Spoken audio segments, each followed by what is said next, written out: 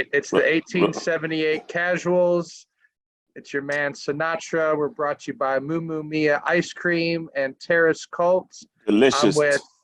I'm with English. I'm with Hollywood Patch, and I'm with the maddest face, Casey Gale. And we're here to talk about Ronaldo. So if you haven't been living under a rock for the past week, you know that he did an interview with Piers Morgan, and he had some interesting things to say. So I know Patch and Casey have done some individual videos already on the subject. So I want to get your initial thoughts now, English. Wagwan with Ronaldo. All right, first point. Casey, is that shine you're drinking? Moonshine? Yeah. Yeah, it looks like you're drinking out of a jam jar. But it is a jam jar, though. Oh, okay, all right. All right. Scissor. Sorry about it. Anyway, yeah, Ronaldo. Look, my thoughts on him is kind of like I said with Greenwood. Obviously, it's not the same scenario, but it's this day and age, man. These football stars, these celebrities that we create again, right? They're so arrogant. They're so about themselves, not about the team, and I think it's heartbreaking, to be honest. Okay, there's we can say, oh, he didn't know or he did know.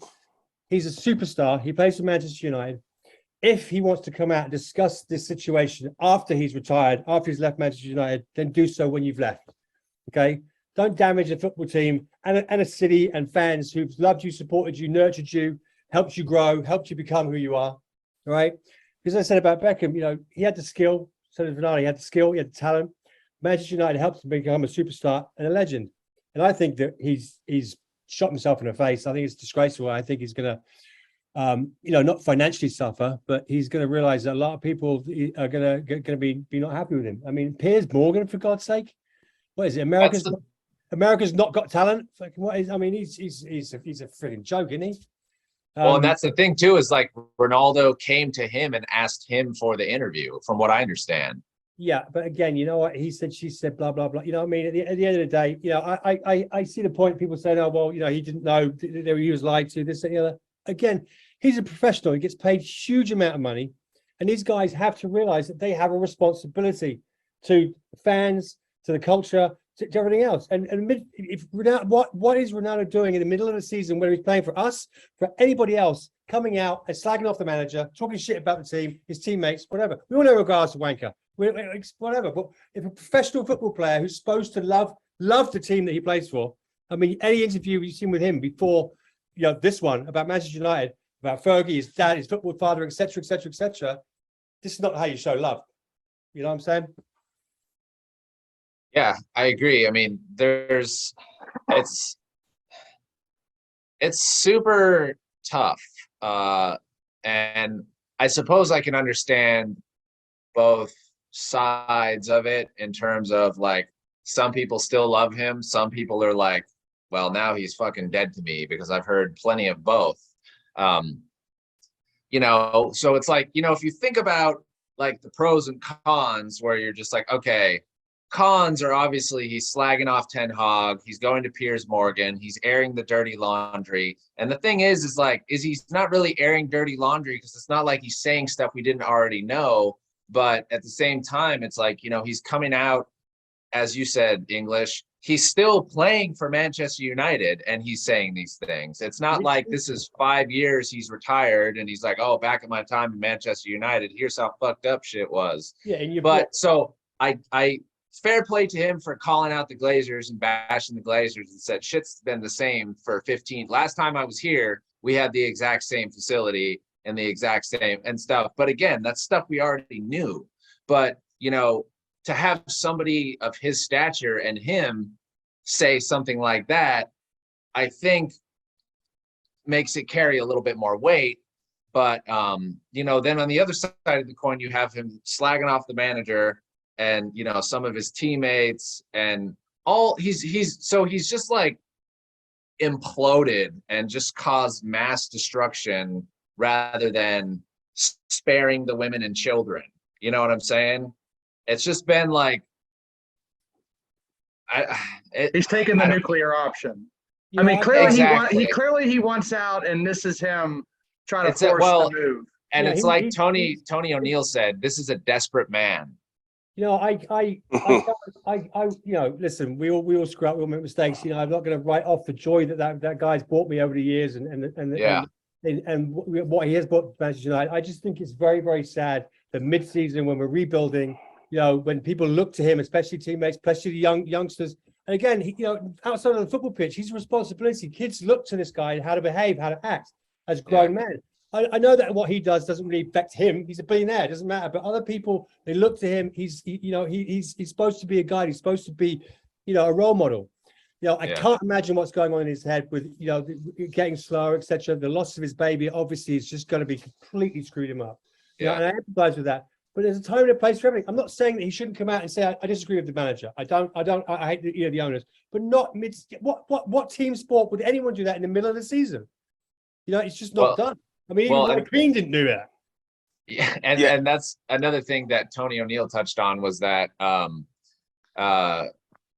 just completely lost my train of thought. But one of the things that I did enjoy about the interview was him talking about, I mean, not like I enjoyed it, this sounds weird, but like the segment where he was talking about, you know, his missus and the kids and that whole time period when they lost a baby and stuff like that. It's like, yes, they lost a baby, but they also had one that they brought in. So it's kind of like a very, like, you know, heavy.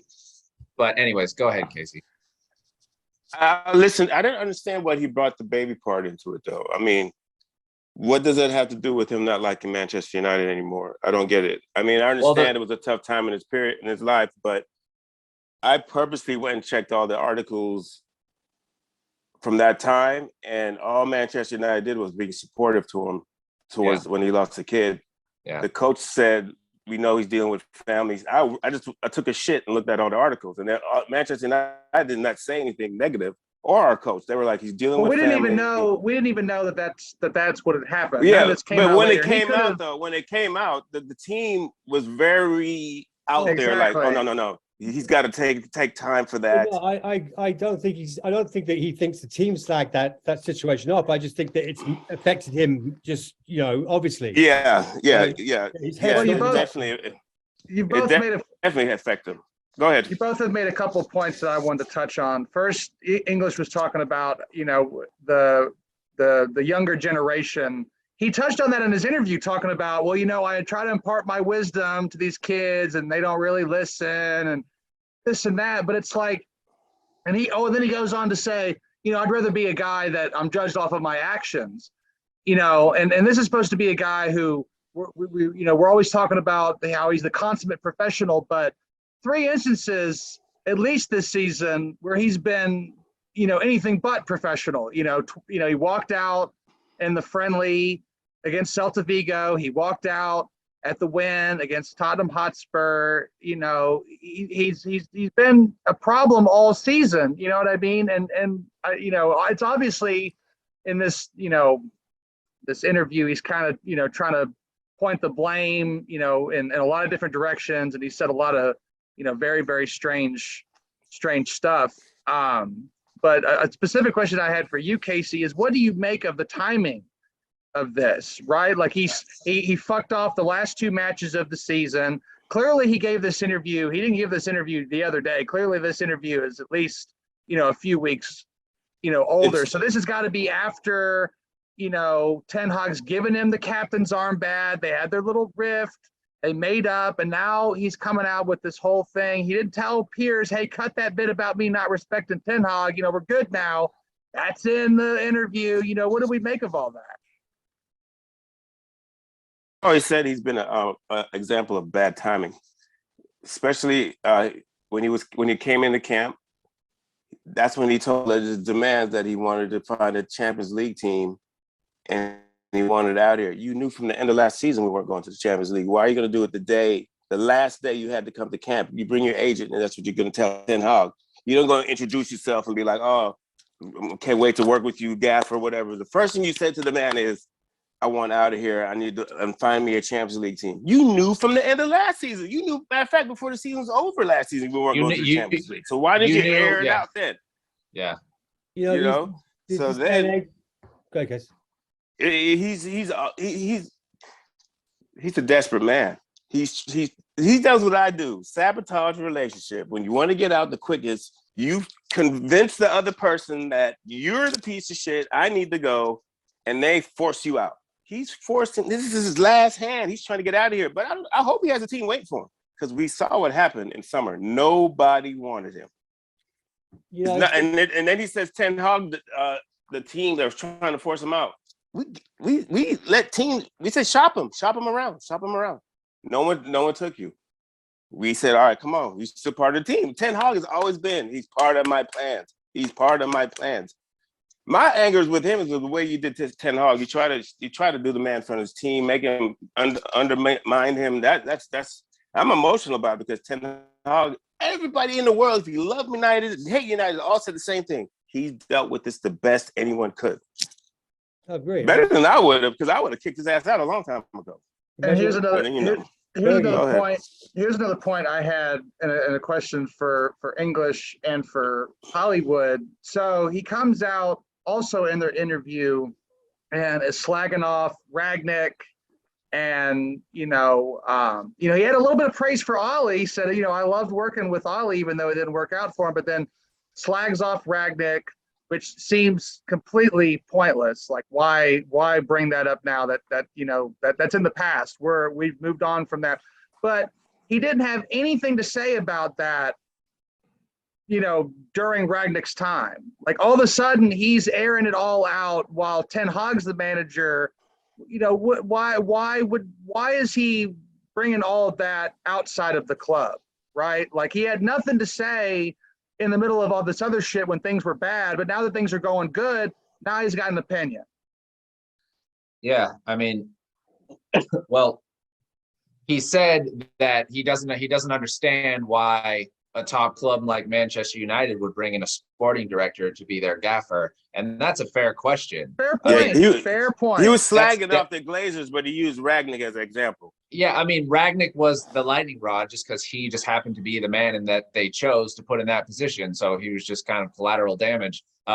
It was also a strange choice to me too, to bring in Ragnick. It's like, all right, well, this guy understands football. He's built a couple teams up. He's had some success in the football world, but not as a gaffer. So it is kind of strange. So I understand that. But like I said, I think, that sort of statement was more geared towards, this is how piss poor this club is run. And that's because of the Glazers. So, fair play for that question. I mean, that answer, I mean, I didn't have a problem with that. I mean, I wanted Ragnick to work out. Like, he was very he seemed like he was very, straightforward in all his press conferences and stuff like that. And he was clearly a man of knowledge for the game, but he just wasn't, I don't think, set up for success. I mean, it doesn't matter if he's here for 2 weeks or 6 years. If he's your boss, you fucking listen to him. And so I know Ronaldo kind of took him a minute to answer that when Piers was like, did you call him boss? He was like, yeah. I was like, okay. Yeah, so, I'm sure he did. Yeah. But what do you think, English? Well, I mean, there's a time and a place for everything. I mean, he knew what was going on when he went to United when Ragnick was there. I mean, I agree with him that it's how badly the club's being run. But you sign on a dotted line, you get in there and you do your job. If I make an agreement with any one of you to do something, I don't show up and I go, I know how to do it. It's like when I take a job, I don't show up at one of my clients to go, oh, there's a threat here. It's not like walking around looking all pretty with a microphone on. And the other thing, these guys that nobody thinks about the consequences of what they say anymore or how they act. Obviously, in all these generations. I mean, it's. You get on social media, you get out there, you do an interview just like that when you're heated, when you're upset, and all this stuff spews out. You don't look professional. You start talking crap about people that you shouldn't be talking about in the first place. Like I said, put it in a book 6 years later. you know, and there's no accountability for their actions. You know, it's the same as Harry leaving the royal family. All right, they want their cake and they eat it too. Right? He wants to still be, you know, the Dutch, him and his wife to be royalty, but they don't want to do the job. Right? Then they get upset. You know, when I was growing up, we had two cars. We had one old piece of shit car the family owned, and we had one car that was a company car that my dad had, his job, right? Well, he left the job, the car went back, right? We didn't get to keep it. Right. So when he stops playing for Manchester United, or he comes back and he accepts that this is the manager for 2 years, the new guy's new manager. It's like it was Harry when he leaves, right? So you're not a member of the royal family anymore. You're still a grandson, but you don't get bodyguards, you don't get to live off the taxpayer. You got to be responsible for how you behave. As far as I'm concerned, you know, when he comes out, you don't talk shit about anything with the Glazers, but you don't do it in the middle of the season. You know, our manager now, as Casey rightly said, we trust in him, we believe in him, right? The team's coming together.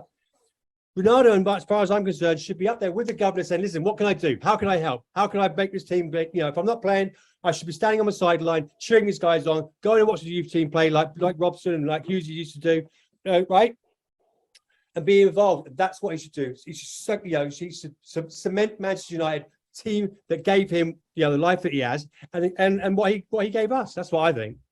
You know, we reject this idea, right? We reject the idea that he didn't know the state of the club before coming in, right? Like he knows enough people. He's got enough connections. He knows what the score is, right? And he wouldn't have come to Manchester United. What do you mean? Without what do you mean the state? He's at the prime.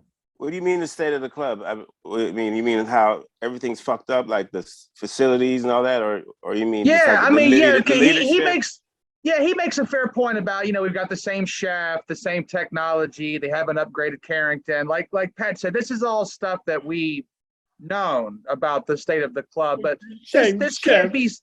Yeah, this can't be stuff that he wasn't aware of, right? Well, look, you don't have to look any farther than the fact that we haven't won the league in 10 years. I mean, if you're a properly run club with proper facilities and it's with the resources properly, we have, you're going to be able to challenge for titles. And we haven't, well, with Jose for one season and with Ole for a season, I mean, we got kind of close, but we still weren't close. We were second, but we were like 14 points off first. Like there was a big gap between, you know, so it's like, you know, but like I said, he's a smart enough man. He's got enough resources, and all he has to do is phone Sir Alex or somebody and be like, yo, how's United looking right now? And be like, well, it's shit, mate. We haven't won the league in fucking 10 years. And it's like, all right, cool. Too. And it's like, all right, I'm going to go there. And so it's like, he knew more perhaps than he was letting on, but I don't know. I mean, it's all speculation, but you got to figure he knew more. You know what I'm saying? He knew something, for fuck's sake. Fucking people can't afford to eat in Manchester, and he's bitching about chef. That was messed up. Why you throw the chef underneath the bus? My last question before we move on to our next topic with this is what did we make of the fact that he admitted that he was close to joining City? I was going to say that. Do we think that's just like a piss take to like try to win over the fans? Like, oh yeah, I almost went there, but I remembered, you know, how good it was, you know, and Ferguson and everything. If he was trying to win over the fans, he wouldn't say I was very close to joining City. Yeah, right. He would be like, no, I never even thought about it at once. But the fact that he had to chat with Sir Alex, and Sir Alex was like, it's impossible that you go to City, and he was like, okay, boss. You know what I mean? The fact that it was even contemplation in his mind that is a potential route for him to go is quite worrying and sort of telling, to be honest with you. I think it's very damaging to his legacy at Manchester United too. That he would say that. I mean, if it's true, if it's not true, if he's saying it just to be a bitch, or if it's legitimate. I mean, there's only one place worse you're going to go on, right? Yeah. Well, two. Yeah. Well, Leeds and Liverpool. But I think City probably is. But it's but you're right. Chefs are really bad, mate. You wouldn't. Yeah, they suck.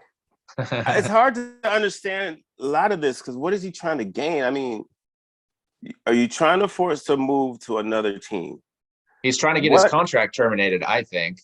Okay, so what the way he's doing it, he's not making himself attractive to other teams and other gaffers. They're like, oh, I don't want this shit in my locker room. So if you have if you have a locker room that's doing well in the Champions League, why would you bring this in there?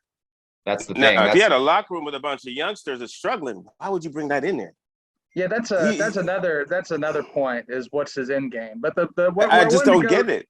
yeah, Why where I destroy wanted your to go- legacy with us? Where I What's wanted to his go next buyout? with it, where I wanted to go next with it, since we've only got about 10 minutes here, Say is it again, Jason. What's his English, what did you buyout? say? what's his buyout? Oh, I don't know. I don't know. I don't know. But we're think- paying him what, half of like 400 grand, 500 grand a week? Yeah. well, this pretty has to be something where you've got to have a clause in your contract that says I'm not going to slag the team off, or the contract Yeah, gets torn up, right? I've seen More a, disclosure. I've put my hand on a Cincinnati Bengals one. You cannot talk bad about the team. You can't disrespect the owners. You can't disrespect the management. You can't do that while you're signed to the team. You can't do Okay. that because So- that's the right for them to fire. That's like with So- Kanye. It's a morality clause. You So can't do that. we'll get to whatever his end game is a little bit later. But what I wanted to go next is our thoughts on his comments on the Glazers, because my feelings is that he's pigeonholing his personal thing he's got going on here in with the way the fans feel, because I think if he feels like if the fans can be on his side, then he's going to feel right.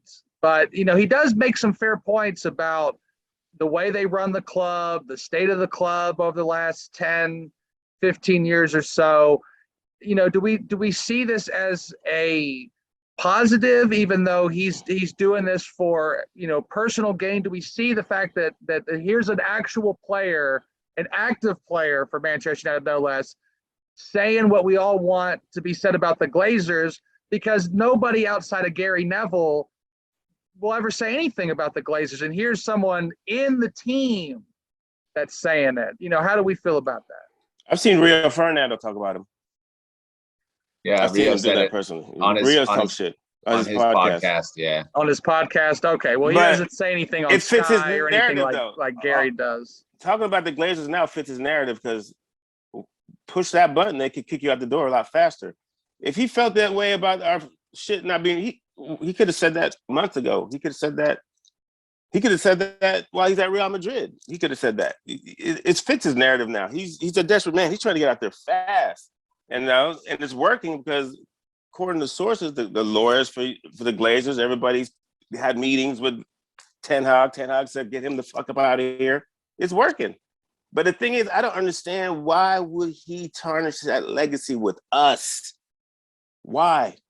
See, I don't think we're that not he thinks stupid. that he is. I think he thinks the fans are going to be on his side, and I think it's going to blow up in his face. But my point is that even though he's doing it for personal gain, the fact that here's somebody else that's putting it out there again with the Glazers, this is ultimately, in the long run, benefit the Glazer out movement. That here's someone like Ronaldo saying it. Is there an echo that reverberates from this?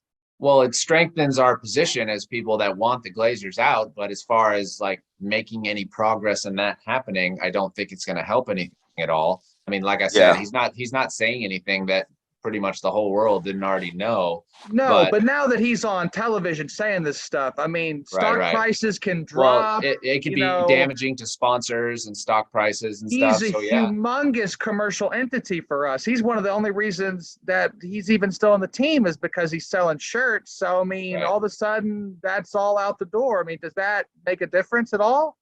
I mean, we would hope so, but I mean, but I don't think it's going to be a significant difference. But I don't know. I don't know for sure. But I like the fact that he said it. I don't think it hurts or helps. I think everything's still the same. If he came out with a green and gold scarf and all that shit, maybe. But Yeah. we all know the timing's bad because it's all tied into this big gloop of mess right now. And yeah, he said that we're all thankful. Yeah, we know that. But everything he said, we know. It's not like he came up with some shit like, and they got cocaine, they got money too. I seen the money at the house. He didn't tell us something we don't know. No. Well, the other thing no about revelations. the only thing about the whole chat was that Why did I say cocaine?